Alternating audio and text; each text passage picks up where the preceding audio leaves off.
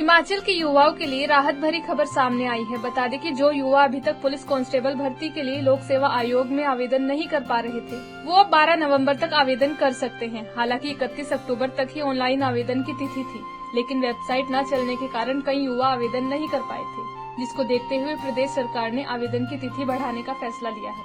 हमारी जो police department में भर्तियां होनी थी, आप ये समझे कि 708 जो थे जेंट्स की थी और 380 महिला पुलिस कांस्टेबल्स की भर्तियां होनी थी।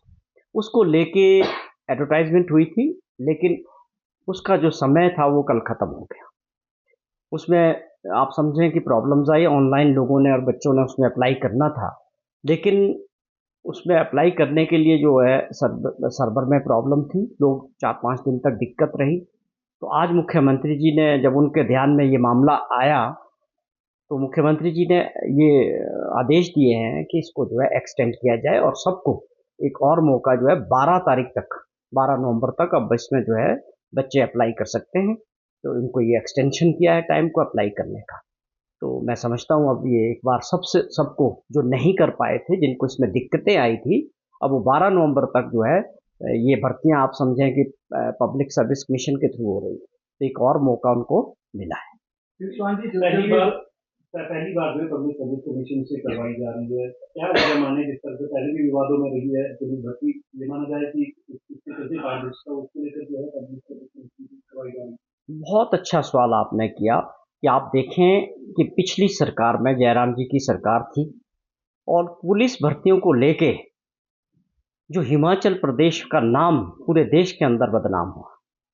पुलिस भर्तियां पुलिस डिपार्टमेंट ही कर रहा था और जिस प्रकार से पर्चे बिके और 3 लाख से लेकर 7 लाख तक, और उसमें बहुत बदनामी हुई और वो भर्तियां रुकी है। इन चीज़ों को दोबारा से ऐसी परिस्थितियां ना बने और पारदर्शिता के साथ सारा ये सिस्टम बने।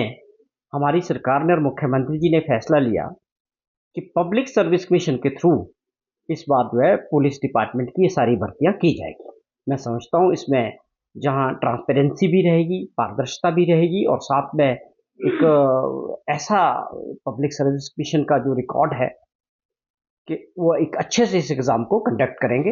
वहीं नरेश चौहान ने विपक्ष पर निशाना साधते हुए कहा कि पहली बार ऐसा हो रहा है कि विपक्ष को सरकार के काम नजर नहीं आ रही। प्रदेश सरकार ने जनहित में कई फैसले लिए हैं। विपक्ष की मजबूरी रहती है कि उनको कुछ ना कुछ सरकार के खिलाफ बोलना पड़ता है, लेकिन ये मैं पहली बार देख रहा हूँ ऐसा विपक्ष और विपक्ष के नेता कि 2 साल के कार्यकाल में उनको कोई काम नजर नहीं आ रहा कि जो जनहित में हुआ हो, जिसमें प्रदेश का हित हो। बहुत सारे ऐसे कार्य हमारी सरकार में हुए हैं।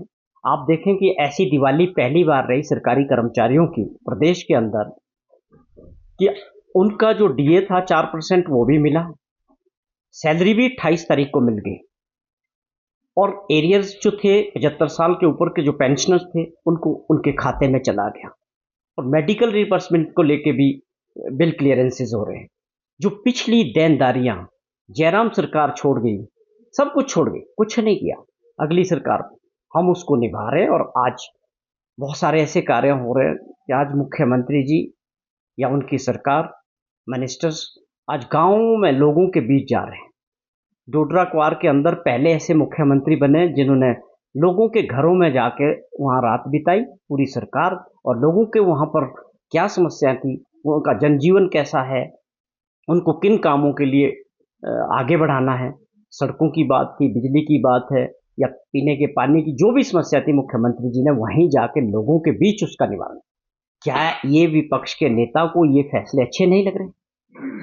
हमने विकास में बहुत सारी चीजें 2 सालों में और 2 बजट में माननीय मुख्यमंत्री जी सरकार में पेपर लीक, पेपर बिकने, पुलिस भर्ती की बात करें या आप सबऑर्डिनेट कमीशन में जिस प्रकार से शरेआम वहां पर धांधलियां चल रही थी, सारे पर्चे बिक रहे थे, उन सब को ठीक किया। उसको आज सारे जितने भी पेंडिंग रिजल्ट्स थे सभी कोर्ट्स के उनको आगे बढ़ा के डिक्लेयर किया।